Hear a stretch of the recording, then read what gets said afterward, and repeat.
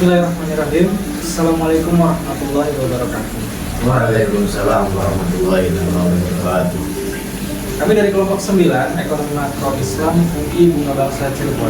Hari ini hari Jumat malam Sabtu tanggal 14 Maret 2025. Kita akan membawakan podcast Ekonomi Makro Islam yang berjudul Solusi Ekonomi Berkeadilan dengan saya sendiri Budi Hadi Suwarno Dan dengan saya Muhammad Yodan. Saya Ridho Ahmad Hadi.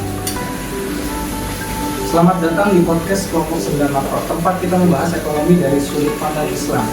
Pada episode kali ini kita akan membahas ekonomi makro Islam, solusi untuk sistem ekonomi yang berkeadilan. Ekonomi adalah bagian penting dalam kehidupan manusia, namun di dunia modern ini kita sering menghadapi berbagai masalah seperti ketimpangan ekonomi, kemiskinan, dan instabilitas keuangan. Islam menawarkan solusi yang berbeda, berbasis prinsip keadilan dan kesejahteraan bersama. Lalu, bagaimana Islam mengatur ekonomi dalam skala makro? Mari kita bahas lebih dalam.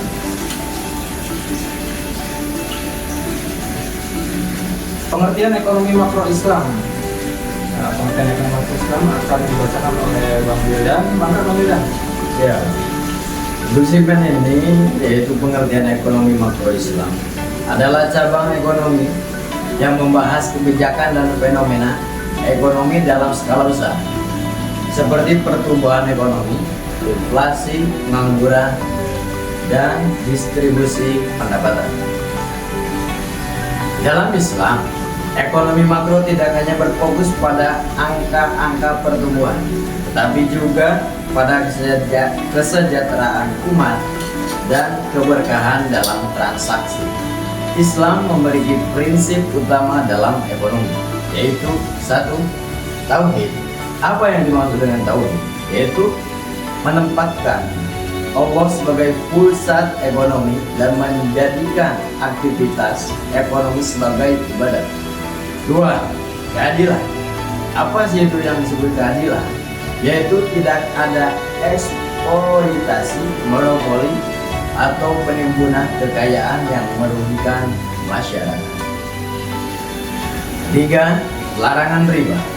Sistem keuangan Islam melanggar riba karena dapat menimbulkan ketimpangan ekonomi dan eksploitasi. 4. Distribusi kekayaan. Islam menganjurkan mekanisme seperti zakat, infak, dan wakaf untuk memastikan kekayaan tidak hanya berputar di kalangan tertentu saja. Oke. Terima kasih Bang Wildan. Yes. Selanjutnya, perbedaan ekonomi makro Islam dan konvensional yang akan dibacakan oleh Bang Ridho. Silakan Bang Ridho. Perbedaan ekonomi makro Islam dan konvensional. Dalam sistem konvensional, tujuan utama adalah pertumbuhan ekonomi dan keuntungan sebesar-besarnya. Seringkali kita mengorbankan etika dan keadilan sosial, sedangkan dalam ekonomi Islam, beberapa perbedaan utama adalah 1. Sistem keuangan. Ekonomi Islam tidak menggunakan bunga atau riba, tapi berbasis pada akad bagi hasil seperti mudharabah dan musyarakah. Distribusi kekayaan. Islam memastikan bahwa kekayaan tidak hanya berputar pada segelintir orang melalui instrumen seperti zakat, infak, dan sedekah. Peran negara. Dalam ekonomi Islam, negara memiliki peran penting dalam memastikan kesejahteraan rakyat, termasuk menyediakan kebutuhan dasar seperti kesehatan dan pendidikan. Dalam sistem konvensional, krisis ekonomi sering terjadi akibat spekulasi berlebihan dan ketidakstabilan pasar.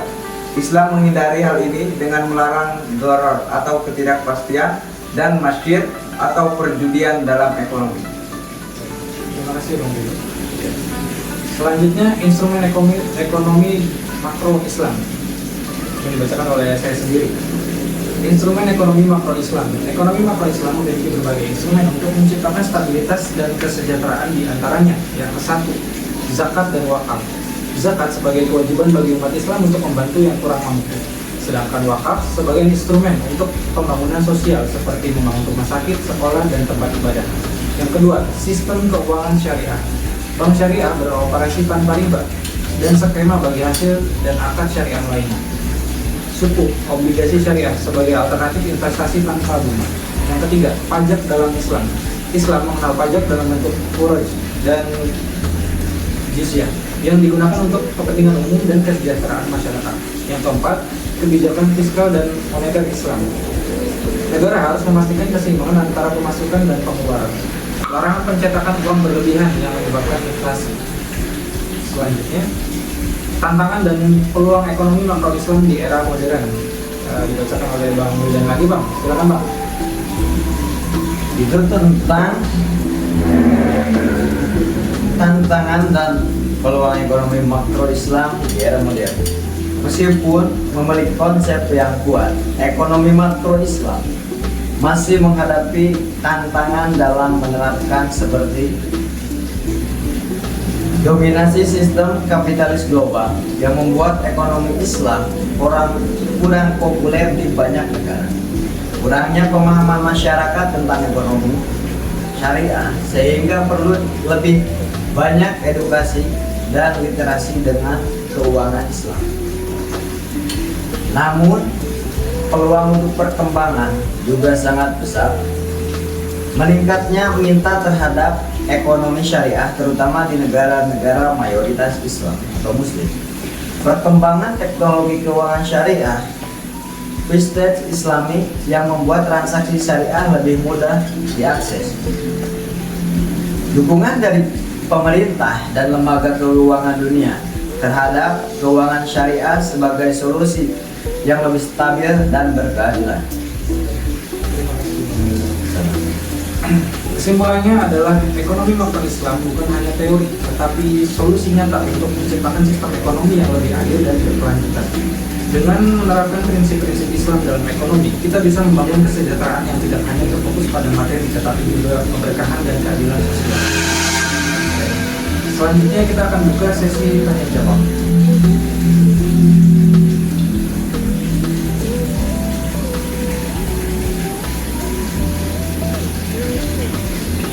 Saya akan bertanya pada Bang Wildan ya, Bang ya.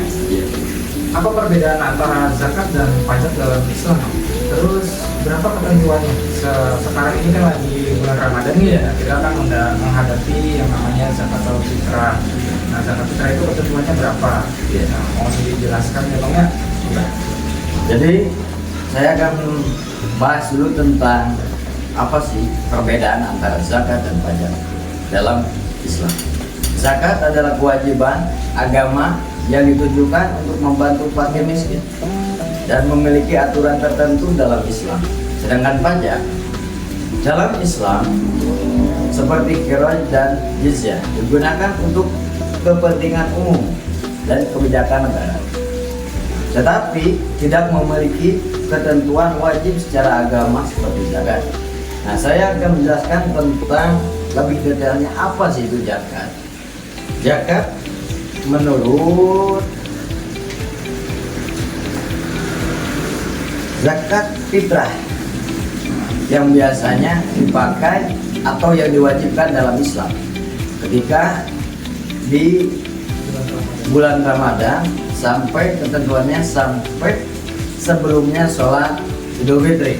Nah, zakat fitrah atau mustahik ketentuannya itu diberikan kepada golongan yang berhak bagaimana disebutkan dalam Al-Quran surat At-Taubah ayat 50. Berikut adalah 8 golongan penerima zakat. Fakir, orang yang tidak memiliki harta dan penghasilan yang cukup untuk memenuhi kebutuhan. Yang kedua yaitu miskin, orang yang memiliki penghasilan tetapi tidak mencukupi kebutuhan pokoknya. Nah, yang ketiga amil. Apa sih amil? Amil yaitu orang yang bertugas mengumpulkan dan mendistribusikan zakat. Yang keempat mu'alaf. Orang mu'alaf yaitu orang yang baru masuk Islam atau yang baru mengikrar 2 kalimat syahadat. Yang kelima yaitu riqab. Apa sih riqab? Yaitu budak atau hamba sahaya yang ingin dimerdekakan dirinya. Yaitu kejadiannya di masa lalu ketika di zamannya Kanjeng Nabi Muhammad. Nah, untuk yang keenam yaitu ghorim. Apa sih ghorim? Yaitu orang yang memiliki utang dan kesulitan membayarnya. Maka dia mempunyai hak untuk dikasih zakat fitrah. Nah, yang ketujuh, fisabilillah, orang yang berjuang di jalan Allah termasuk dakwah dan pendidikan Islam. Yang kedelapan yaitu ibnu sabil. Apa yang dimaksud ibnu sabil? Yaitu orang musafir atau yang sedang bepergian yang kehabisan bekal dalam perjalanannya. Tetapi dia bukan menjalankan perjalanannya untuk maksiat, begitu. Nah, bentuk yang kedua, bentuk pembagian zakat fitrah yaitu biasanya dibayarkan dalam bentuk makanan pokok seperti keumuman di Indonesia yaitu beras, gandum biasanya di daerah Eropa, dan kurma itu di bagian Timur Tengah. Nah, berapa? Yaitu satu sak atau sekitar 2,5 kg beras atau 3 kg per orang itu. Dan bisa juga dibayarkan zakatnya tidak dengan berupa makanan pokok saja, tetapi dengan uang yang setimpal dalam harga beras atau gandum tadi. Ya, mungkin seperti itu.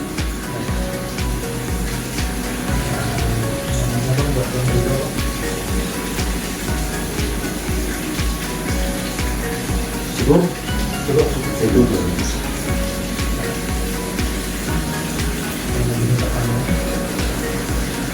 Oke, lanjut aja ya. Iya. Pertanyaan kedua nih Bang, buat Bang Ridho. Mengapa Islam melarang goro dan masyir dalam aktivitas ekonomi Bang? Maka Bang dijawab Bang.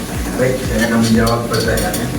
Mengapa Islam melarang goror dan masyir dalam aktivitas ekonomi?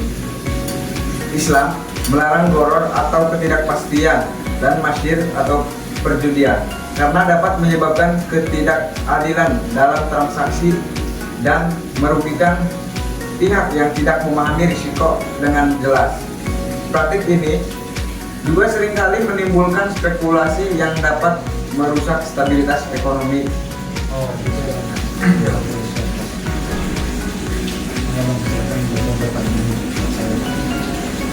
Baik, saya akan beri pertanyaan kepada Mas Yulia. Jika ekonomi Islam diterapkan secara global, bagaimana dampaknya terhadap sistem kapitalis saat ini? Saya akan menjawab pertanyaannya dari Bang Ridho. Jika ekonomi Islam diterapkan secara global, bagaimana dampaknya terhadap sistem kapitalis saat ini? Jika ekonomi Islam diterapkan secara luas, maka sistem kapitalis akan mengalami perubahan besar, terutama dalam hal transparansi keuangan, penghapusan bunga, dan distribusi kekayaan yang lebih merata. Jadi spekulasi ekonomi dan ketimpangan sosial juga dapat berkurang. Kiranya itu Bang jawabannya. Oh, iya. Oke. Saya mau kasih satu pertanyaan lagi buat Bang Yudan ya Bang ya. Mengapa riba dilarang dalam sistem ekonomi Islam Bang? Kenapa riba itu dilarang dalam Islam? Karena riba itu